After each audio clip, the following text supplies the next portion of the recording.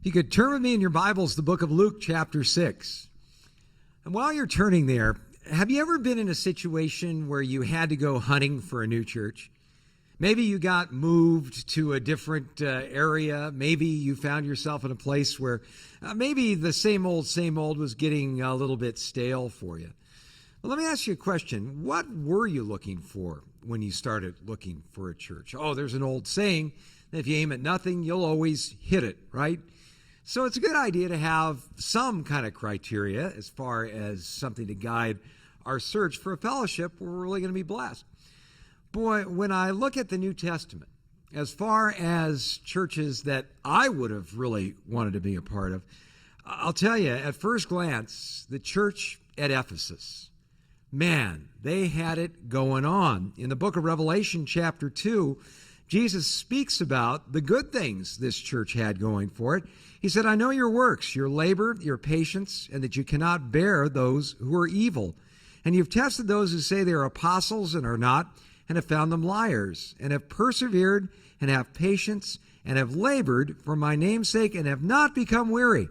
Wow, sign me up. What a great fellowship. What could possibly be wrong with a place like that? Until we get to verse 5 of Revelation chapter 2. Jesus said this, nevertheless, I have this against you, that you've left your first love. Now, stop and think about that for just a second.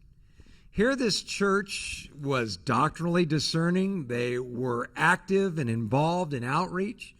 They were individuals with a passion for God's truth. They had everything going for them but the love of Jesus Christ.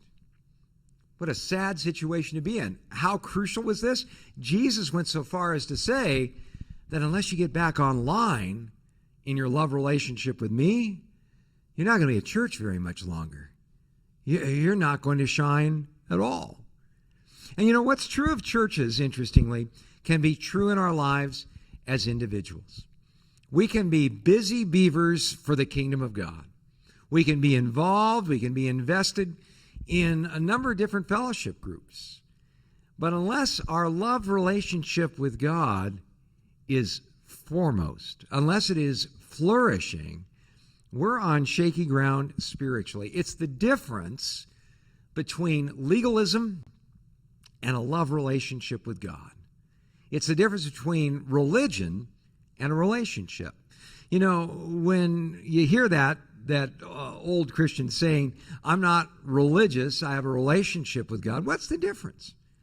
Well, religion tells me that I'm right with God based on what I do for Him. You know, I had my prayer time this morning, therefore God is obligated to help me find a parking space downtown. I read my Bible this week, therefore my finances are going to improve. You know, I went through my checklist, my to-do list, and my don't list, and I came to the end of that, and I felt like I held up my end of the bargain. Therefore, God is obligated to bless my life. That's religion. Now, a relationship with God is the exact opposite of that. A relationship with God says, I'm not bringing anything to the party. As a matter of fact, I'm not right with God based on anything I do for Him. Rather, I'm right with God only because of what He's done for me. Specifically, sending Jesus to die in my place and rise from the dead so that I could have life. You know, the interesting thing is this. Along the line in our Christian life, when it comes to first knowing the love of God, we have to leave behind our own self-righteousness and put our faith and trust entirely in what Jesus has done for us. And prayerfully, you've made that decision. But isn't it interesting that even after giving our lives to Christ, we can easily find ourselves detoured in ways large and small into putting our confidence in our own conduct rather than in the person of Jesus. And let me tell you, nothing will destroy your walk with God faster than that.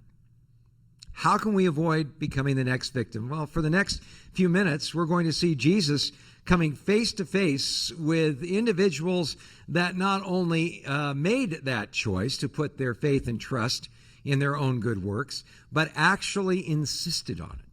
We're going to see that when it comes to the real adversaries of Jesus in this world, it wasn't, as we might imagine, the cynical or the secular. It was actually people that we would look at and kind of say, man, they really seem quite saintly to me. But they substituted their own righteousness for the gift of righteousness of God. How does Jesus deal with them? How can we make sure we're dealing with the issues of our hearts so that we don't end up in that same trap? Well, let's launch on in and see how Jesus dealt with this whole issue of religion versus relationship head on. Luke chapter 6 and verse 1 begins with these words. Now it happened on the second Sabbath after the first, they went through the grain fields. And his disciples plucked the heads of grain and ate them, rubbing them in their hands. And some of the Pharisees said, why are you doing what is not lawful to do on the Sabbath? Wow, conflict kicks up. In fact, this conflict that we see here was foreshadowed, if you were with us last week, by a series of rapid-fire spiritual pictures that Jesus painted about the living relationship with God he was bringing to us versus the old, cold, dead ways of trying to be good little boys and good little girls and somehow earning or meriting God's favor. He even said that we have to be flexible and yielded to this new work of God, just like having new wineskins for new wine. And yet, it's a tough sell. Most people prefer that old-time religion, if you will. In verse 39, Jesus said, no one having drunk old wine immediately desires new, for he says, the old is better. Let's face it, we are all, in the final analysis, creatures of habit. We find comfort, don't we, in certain things that come along the line, and we can kind of expect them. I think that's why fast food is so popular. You don't go to McDonald's and order a Big Mac and say, oh my goodness, there's lobster in this. You know what you're getting when you order the Big Mac. And there's a level of comfort in that. Probably not comfort for your anatomy long term, but there's a level of comfort in that. So the same thing is true in our walk with God. We like to walk in our religious ruts. We like to follow those well-defined paths. Even when it comes to like where we sit in church, we like to kind of camp out and stake our claim for a certain place, and heaven help the new person that sits in the seat that we usually sit in. But what Jesus is saying is, even though we have this tendency to want to rely on the old, the traditional, the stuff you can count on, God is going to upset that apple cart. He's going to bring new things into our lives. And this conflict between the new and the old is what we see here. Now notice it says it happened on the second Sabbath after the first. There are people who go, whoa, what's he talking about here? And let me tell you, commentators go wild on all of this. Some people think that this is referring to the second Sabbath after the Passover. Some people believe it was the second Sabbath after Jesus had his interesting encounter at the synagogue in Nazareth, where he said, this scripture is fulfilled in your hearing regarding the prophecy of Isaiah about Messiah, and they almost stoned him to death. We don't really know. It's not really all that important. Suffice it to say, we're dealing with a Sabbath day.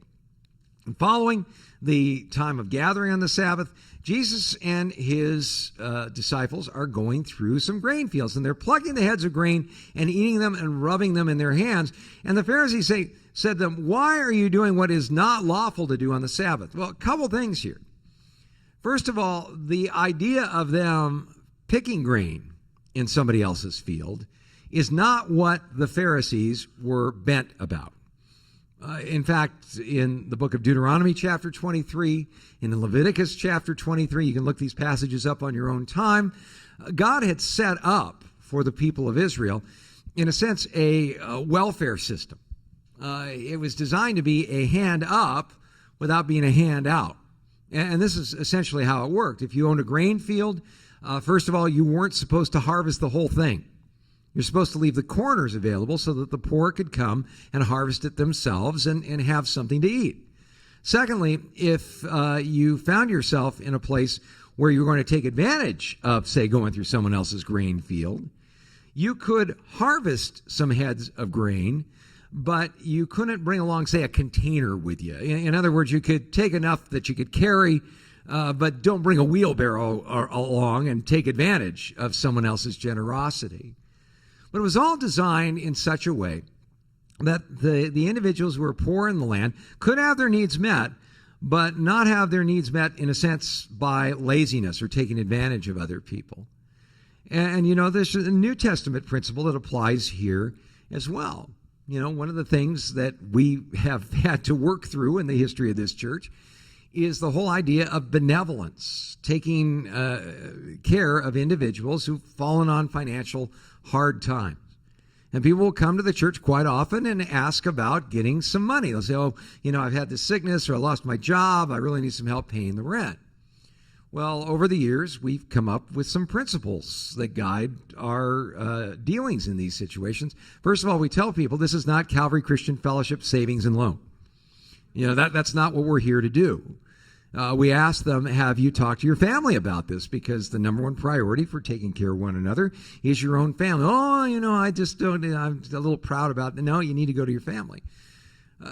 Secondly, if we get involved in the process of helping someone out financially, we have them sit down with one of our leaders and go through their finances. There's some wonderful material from Crown Financial Ministries we go through that can teach people actually how to live on a budget. We just don't want to be putting air in a leaky tire. We want to be able to help that person to be in a place where financially they're able to do better going forward. And then if we get to the point where we actually make that kind of benevolence, and we do on a regular basis, what we say to people is this is not a gift, this is a loan. We're not charging interest on it, obviously, but we want you to pay it back because we only have a certain amount of money that we can give to benevolence.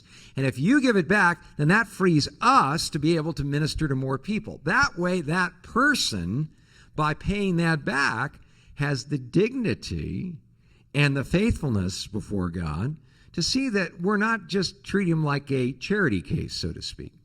Helps people get back on their feet. Boy, you want to talk about a guy who had a hardcore policy along this line. The Apostle Paul in 2 Thessalonians chapter 3 said, "He who will not work will not eat." So there you go.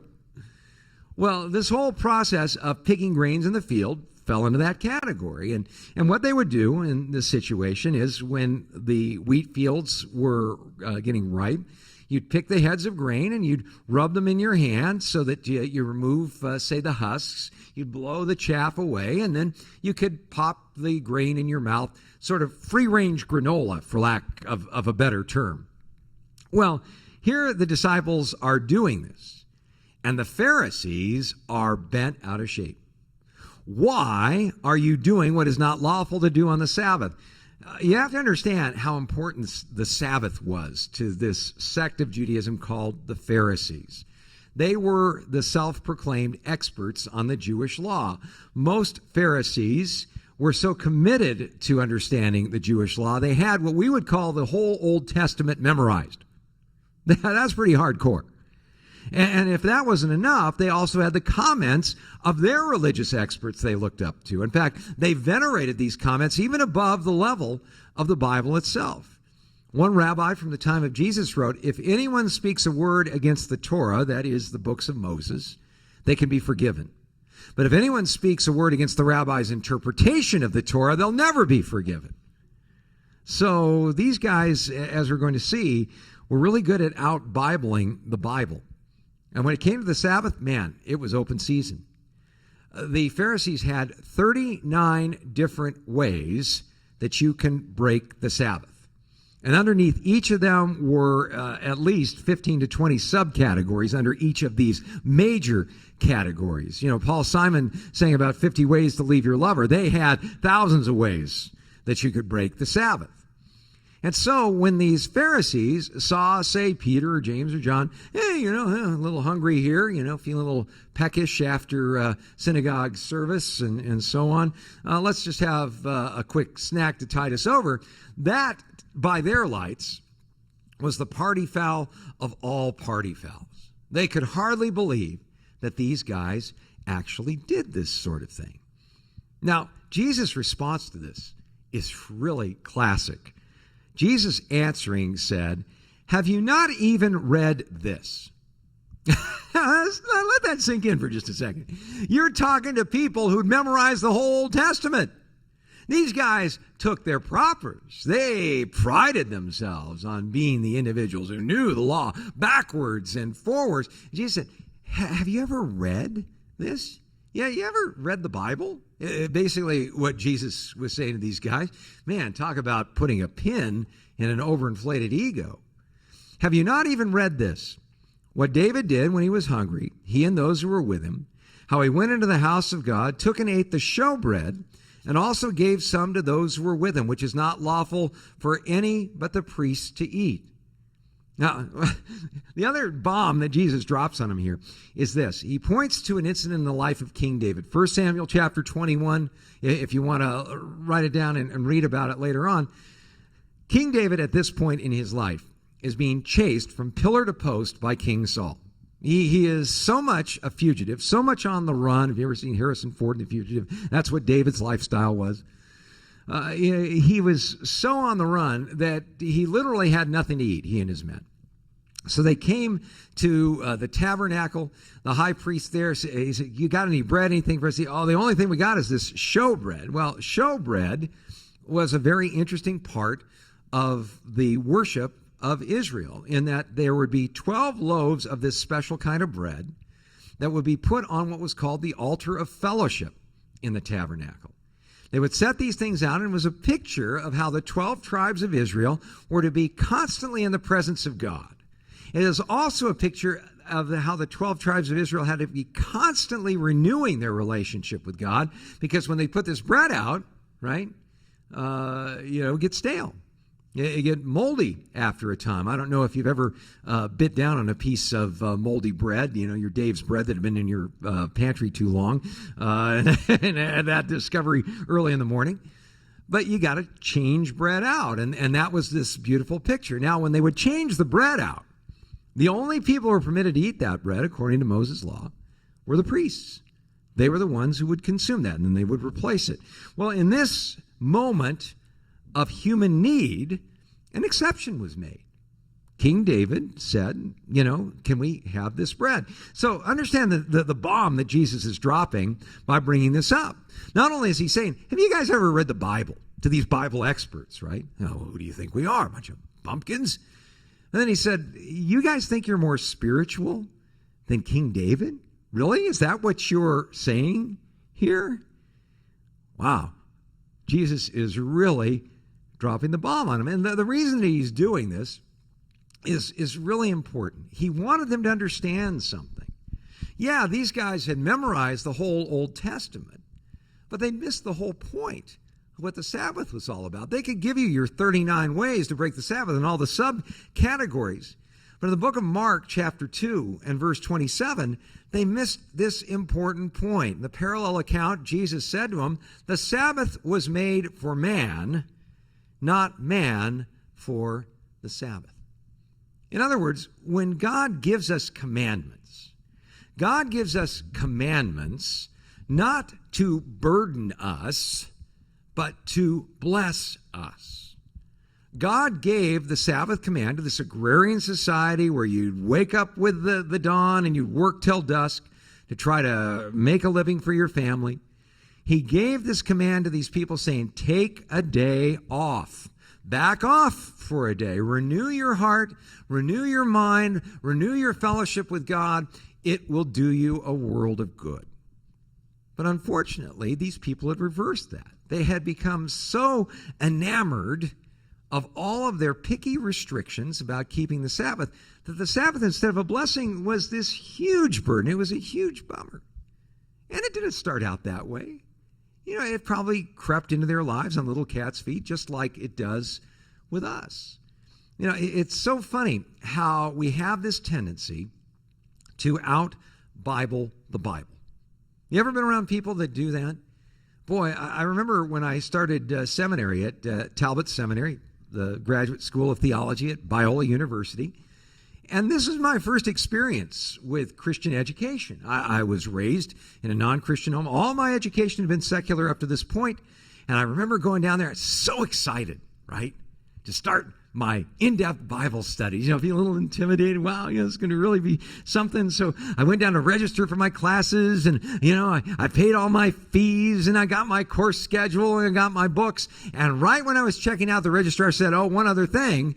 Here is the code of conduct for Biola University. You have to sign this. I said, code of conduct? I'm going to the ministry. Shouldn't that kind of take care of all that? Well, no. Yeah, you got to sign this statement.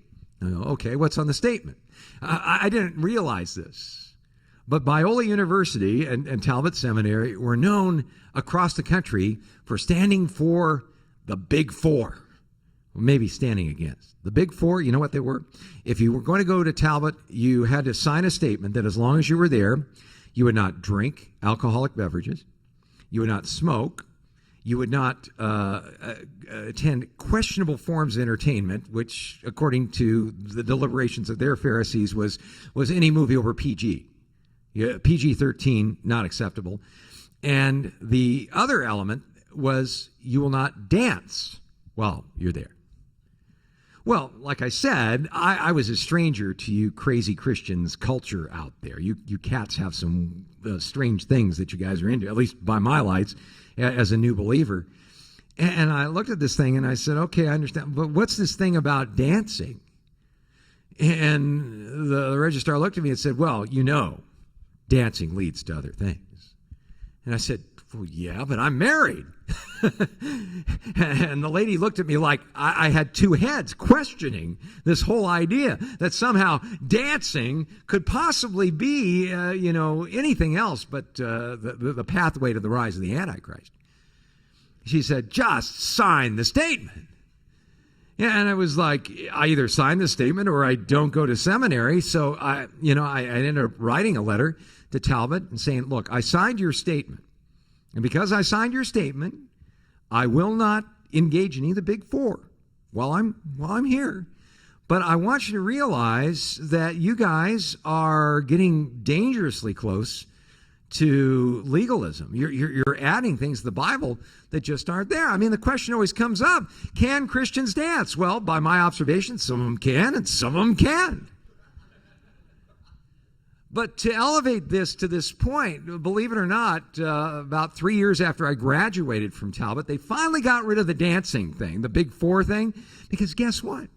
Talbot Seminary had become known, Biola University had become known, not as a place where you learn the Word of God, not as a place where you can interact with godly professors and have them rub off on you. It was known for the Big Four. It wasn't what they were for that they were known. It was what they were against. And, when you get to that place, somehow I think we've kind of straightened out the gnat and swallowed the camel.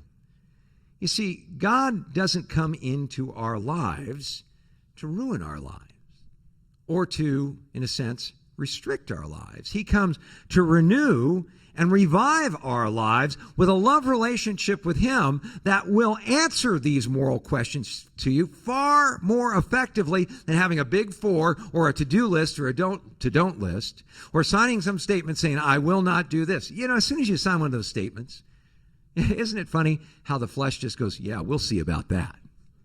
It almost seems like our fallen nature systematically breaks all of those things anyway. So Jesus is calling him on the carpet on this. Now, I know what was running through the minds of these well-trained, dedicated, deep-thinking Pharisees at this point. Individuals who had memorized the whole Old Testament, right?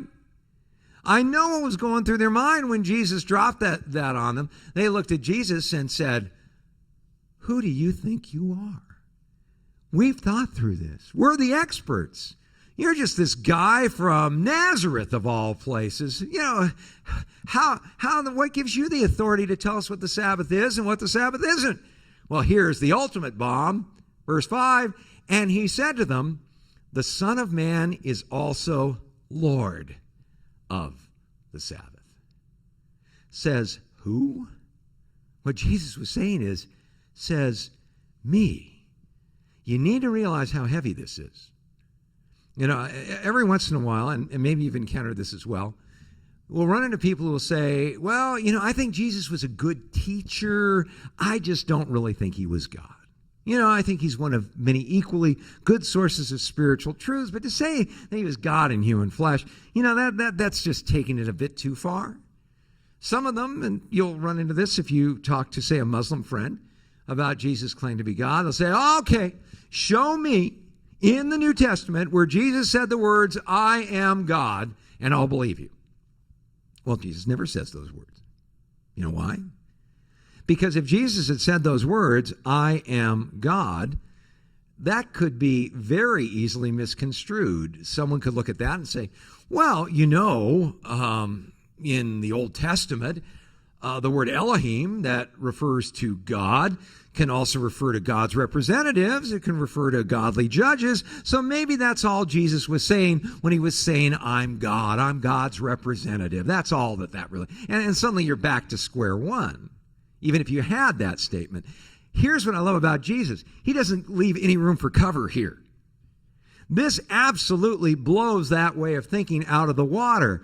He said to them, the Son of Man, by the way, that term Son of Man, read Daniel chapter 7. This is a heavy-duty prophecy of the one who will rule and reign forever and ever. That's who Jesus was claiming to be. The Son of Man is also Lord of the Sabbath. You realize what Jesus is saying here? What Jesus is saying is, I'll tell you why I'm qualified to tell you what the Sabbath is all about. It's my idea. I'm the one who designed it. I can certainly describe it. What Jesus is saying here is when Moses spoke to God on Sinai and got the 10 Commandments, he got them from me. Now, this separates Jesus from any other religious teacher or inputter of spiritual wisdom you want to name, right? Because that's either true or that's false. How in the world could any regular human being stuck in the same level that we are in dare call himself Lord of the Sabbath? Unless, of course, he is the Lord who created the Sabbath. I love what C.S. Lewis said about this, about Jesus. He says, with Jesus, you must make your choice. Either this man was and is the Son of God, or else a madman or something worse. You can shut him up for a fool, you can spit at him and kill him as a demon, or you can fall at his feet and call him Lord and God. But let us not come with any patronizing nonsense about him being a great human teacher. He has not left that open to us. He did not intend to. Well, at that moment, I guarantee you, those Pharisees, to use Chuck Swindoll's famous phrase, didn't know whether to spit or wind their watches. They were so taken aback by this whole thing, they had no idea how to respond. So what they did was they beat a hasty retreat and planned together for the next 6 days how they were going to respond to Jesus the next time they had a shot at him. And we see in verse 6, it says, now it happened on another Sabbath also, that he entered the synagogue and taught. And a man was there whose right hand was withered. So the scribes and the Pharisees watched him closely, whether he would heal on the Sabbath, that they might find an accusation against him.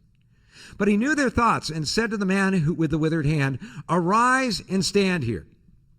Now, this fellow with the withered hand is there in the synagogue on the Sabbath day. We don't know if this is a birth defect. We don't know if this is the result of some injury over time. Suffice it to say, his right arm, his right hand, didn't work. It was withered. It was absolutely useless. The scribes and the Pharisees are going, okay, we know about this Jesus. We know he does healing. We know he has compassion. We know that he's interested in people who are struggling. Boy, I love what Chuck Smith says about this. The focus that Jesus had was on the person in that synagogue with the greatest need. Did you realize that? What a powerful insight that is, because sometimes we think, oh, I can't come to church. I'm just a mess. I'm just a wreck. And all these other people have their act together. I should. No, you're precisely the person who should be in church. Why? Because Jesus is focused on you. You got the greatest need. That's where Jesus is going to be. And so Jesus calls this guy up in front of everybody. I love how Jesus deals with the elephant in the room. He doesn't pull the guy aside and say, hey, come on out here in the foyer, I'll help you out. He calls the guy up on the platform. It's all out in the open right now. Jesus said to him, I will ask you one thing. Is it lawful on the Sabbath to do good or to do evil, to save life or to destroy? And when he looked around at them all, he said to the man, stretch out your hand. Now, a couple things here. The parallel account here in Mark chapter 3 tells us that when Jesus looked around at the crowd, it says he was moved within himself with anger and was grieved at the hardness of their heart. I don't know about you, but if I'm going to be in a gathering, I don't want to choose the side that would cause Jesus to look at me in anger. Remember the old TV show version of The Incredible Hulk, Bill Bixby and all that? There was a tagline that came up on every episode. Bill Bixby would say, don't make me angry. You wouldn't like me when I'm angry. Could you imagine looking into Jesus' eyes and seeing him angry at you? I don't want to choose that side personally. I don't want to be on the side rooting for the withered hand. These guys were so hard-hearted. They were so committed to their steel-reinforced spiritual sensibilities that basically they looked at this guy with a withered hand and said, here is how we define a great worship service. For you to come home just as bad off as when you came. In fact, maybe worse so, because you're losing hope by drips and drabs and slow leaks. God can't help you. God doesn't want to help you. Just suck it up, buttercup. That's how they would define a great worship service. Jesus said, I can hardly believe you guys. I can hardly believe you're joining forces with the plagues and pestilences in this world. Yay, go plagues and pestilences. Which is lawful to do on the Sabbath? To do good or evil, to save or destroy?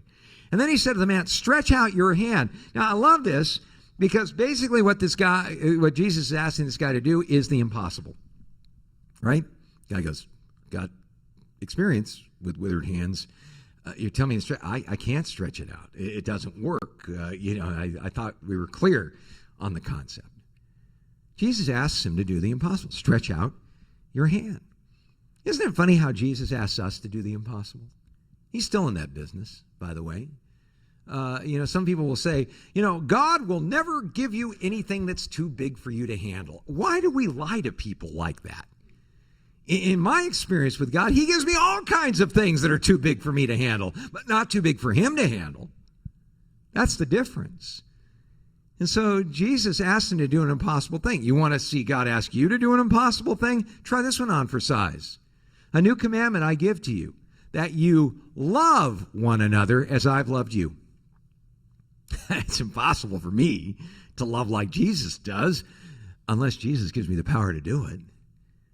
It's impossible for you too. But notice what happens. He stretches out his hand, and his hand was restored as whole as the other. Wow! Awesome! This guy is completely and totally healed. Could you imagine this guy just staring at his hand? Ligaments and muscle and nerve that were previously completely non-functional. Now he's probably just going through his fingers going, oh, I can hardly believe this. Everyone else looking at it going, oh, I can hardly believe this. Brad Stein, the Christian comedian, basically puts it this way. Bad, good. Bad, good. Withered hand, not good. Functioning hand, good, right?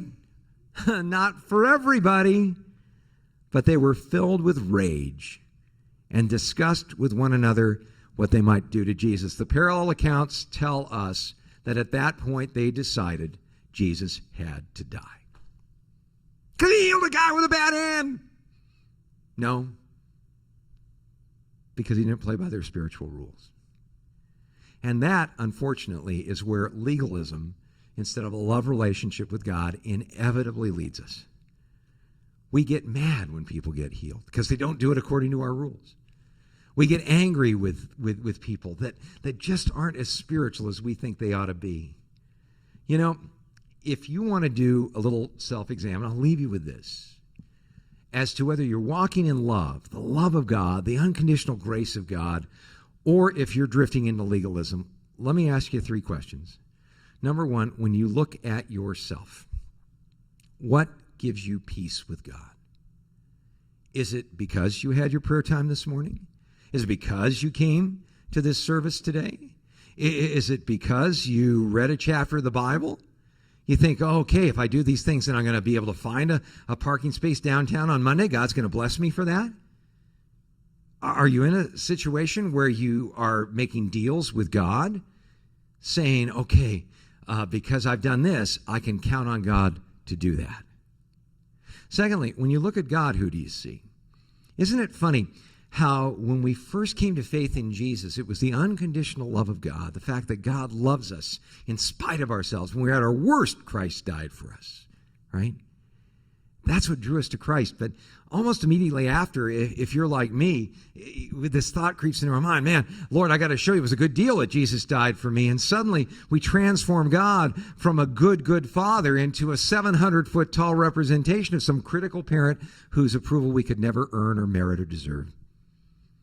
And that acceptance with God is just like the carrot on the end of the stick, and it's just always out of reach.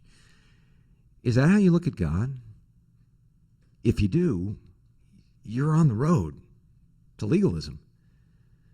And finally, when you look at others, do you get miffed, bent out of shape, if others don't toe the line like you toe the line? If they aren't under the same level of burdens and extra biblical stuff that you put on yourself? If you look at other people and your first inclination is to judge or resent, you're not on the road to love. You're on the road to legalism. And Jesus has a wonderful invitation for you this morning. Come unto me, he said in Matthew chapter 11 and verse 28, all you who are weary and heavy laden. Are you sick and tired of being sick and tired? Are you tired of bearing that load? Are you tired of feeling like enough's never going to be enough? Come unto me, all you are weary and heavy laden, and I will give you rest. Take my yoke upon you and learn from me, for I'm gentle and lowly in heart. You'll find rest for your souls. For my yoke's easy, my burden's light.